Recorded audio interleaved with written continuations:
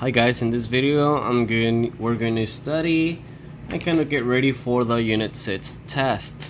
For the Unit 6 test you need to know a few things, but as you can see right here, pretty much these are the main things that you have to know and understand how to do. Okay, so one of them is the law of sines, the law of cosines, and the sine formula for area of a triangle. Now I am going to teach you how to do both of them.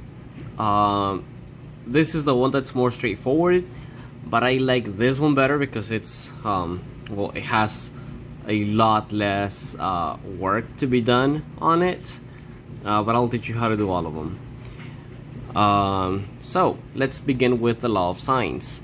As you can see, you might see this uppercase A and lowercase a and B and C and C. And this is just the law of sines with one triangle, okay? Oops. So this involves only triangles, okay? Now, for these specific triangles, they don't have to be right triangles. They can be obtuse triangles, they can be acute triangles, they can be scalene, they can be equilateral, it doesn't matter. That's the type of triangle it is, okay? So I'm going to teach you how the labeling of the triangle comes along, okay?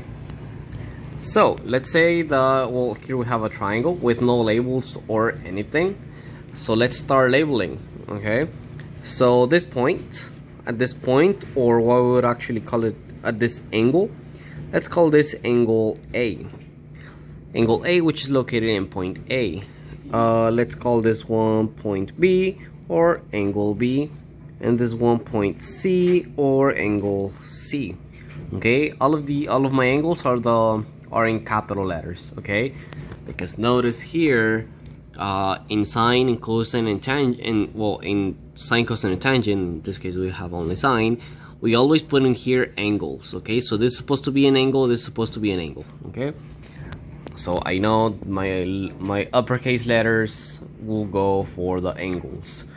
Now, opposite to each letter, so notice that the side opposite to B, it's like right across. So that means this is going to be my side B. From C opposite to C, that'll be right across the triangle. This is my side lowercase c. And opposite to A, that'll be right across the triangle. This is side A. Okay, so the lowercase letters represent like the actual measurement of each side length. Alright, and what this tells us, based on the law of sines, the sine of A over A is going to be equals to sine of B over B, whatever those lengths are. Also, these two things are equals to the sine of C over C. Okay, and this is technically it for the law of sines and cosines. Just pretty much taking the values and plugging them in. So let me show you how to use them in an actual example. Here we have an example from the study guide. Okay, so this is it. Let me show you the study guide. It's over here. Here's the study guide, and here's the problem that I'm going to be doing right now. Let it focus. Okay, so we're going to be doing this problem, part A and part B. So finding the distance of AB, so pretty much finding the measurement of segment.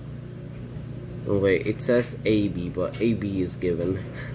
So let's find the length of segment AC. Sorry, this was supposed to be AC. So let's find the distance from A to C, and then find the measurement of angle C. Okay, so over here, let me actually change this AB to being AC. My bad for that one. Okay, and in the triangle, this is C, this is B, and this is A. Okay, so from uppercase A, opposite to the triangle, this is lowercase a. From C, opposite to C, this is lowercase c, and this is lowercase b, of course. So, let me think about this one. I wanted to use the law of sines for this one, but I'm noticing that it's not possible to use the law of sines for this one. For the law of sines, here's the thing. In the law of sines, I need one pair. Okay, I need to be able to have I need to be able to plug in values for a whole fraction. Okay, so let's say that I take angle A, which I have no length for the angle A, but I do have the length of segment A. But still, I'm missing this one to have one pair of these two with values. I could choose angle C, but angle C has no measurement. Length C has a measurement, but angle C doesn't. And finally, I can choose angle B. Angle B does have a measurement, but segment C doesn't. So there's no way I can make a fraction with both values given. Okay, I'll always be missing one. In this case, I cannot use the law of sines, unfortunately. Okay, if I cannot use the law of sines, then I'm gonna have to go with the law of cosines. Alright, so let's go back to our equation sheet and find the law of cosines, which is here. Okay, here's the law of cosines to find segment A, segment B, or segment C. In any test or quiz that I will give you in the future, you'll be using this sheet. Like, you'll have a sheet with the equations available to you. It's right now what I would like the most is for you to master it. So we're looking for, in the problem, we're looking for segment AC. Okay, that would be segment B. Okay, AC is pretty much segment lowercase b. So I'm gonna be using the one in the middle. Okay, so that one tells me, well, let me write the equation up here. It's the b squared equals a squared plus c squared minus 2 times a times c multiplied by cosine of uppercase B. Alright, now let's start using this equation into finding the length of segment B. Okay, so B is equals to a squared, that would be 13 squared, plus c squared, that will be 11 squared, minus 2 times 13 times 11 times cosine of angle B. Angle B, it's given 147. Now what I can do is pretty much put all of this into the calculator, and that'll give me the value. Oh well, remember this B is supposed to be squared, so squared. Okay, so this B squared equals, it's a matter of putting everything into the calculator. If you want to do it piece by piece, you can also do that. Let's actually put everything piece by piece so that I don't make any mistakes in putting things into the calculator. Okay, so I have my calculator here, and we're going to do 13 times 13 to give me 13 squared. That is equals to 169. So 169 plus 11 times 11, that's 121. Minus all of that, let me put it in the calculator. It's 2 times 11 times 13.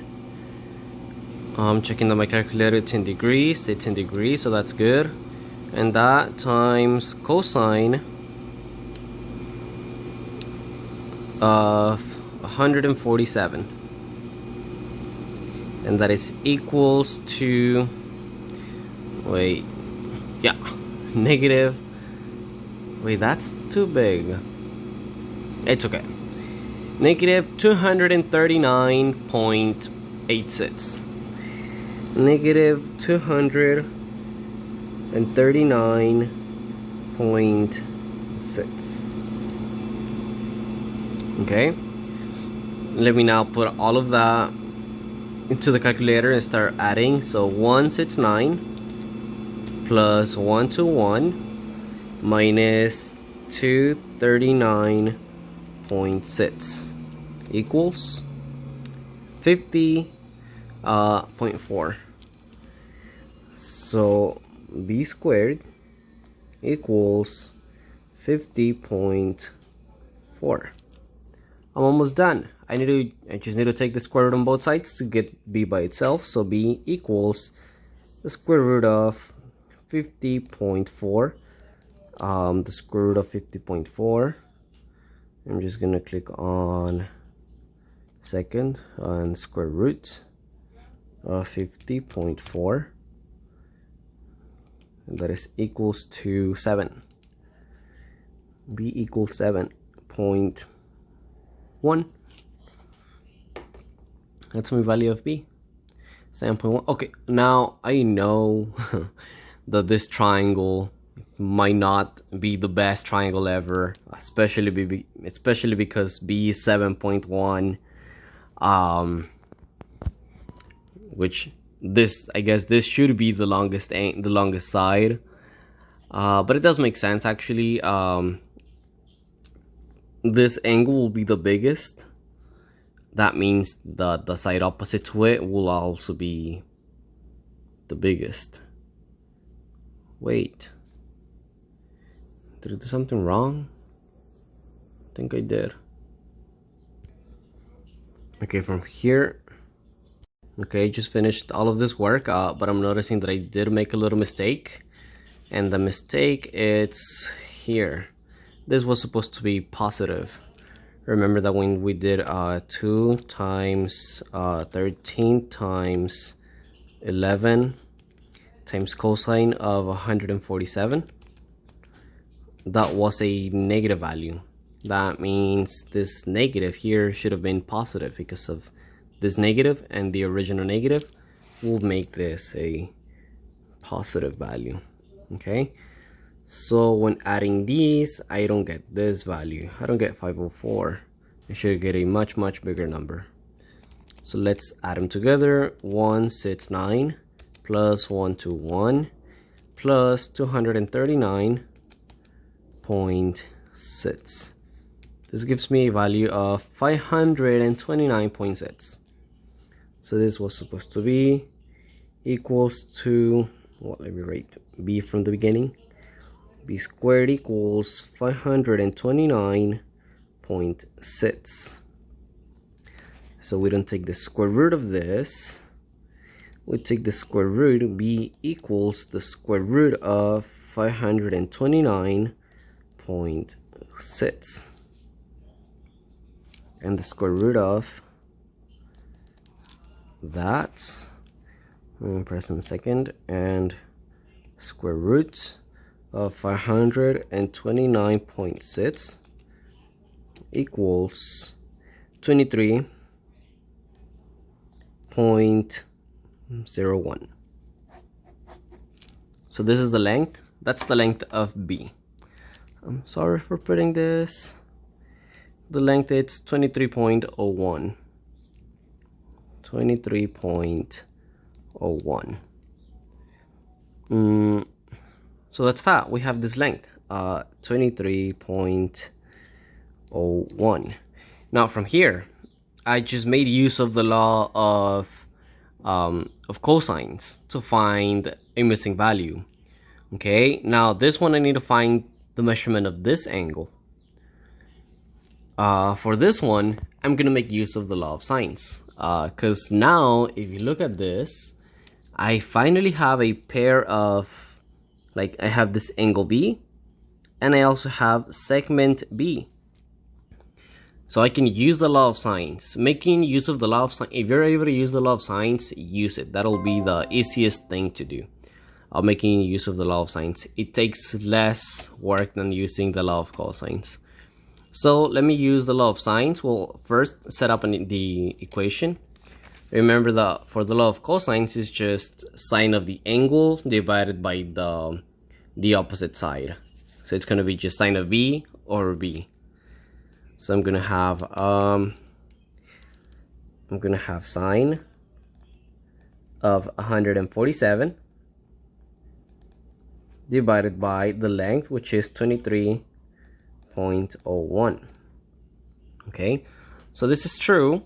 This is equals to, now check that I'm looking for the measurement of angle C. So this is going to be equals to the sine of C divided by the length of C. The lowercase c, and the lowercase c is 11. Perfect. Now I need to solve for c, leave c by itself. So let me multiply both sides by 11. This 11 cancel out, leaving me with sine of c by itself to be equals to, so sine of c is pretty much all of this thing simplified. So let me put all of that in the calculator and show you how that would look like. So it's going to be 11 times sine of 147 and all of that, and then that divided by 23.01, and that is equals to this really small number. So sine of c equals 0.26. Perfect. Now what we need to do is completely leave c by itself, and we do that by taking the inverse of sine. So let me do sine inverse.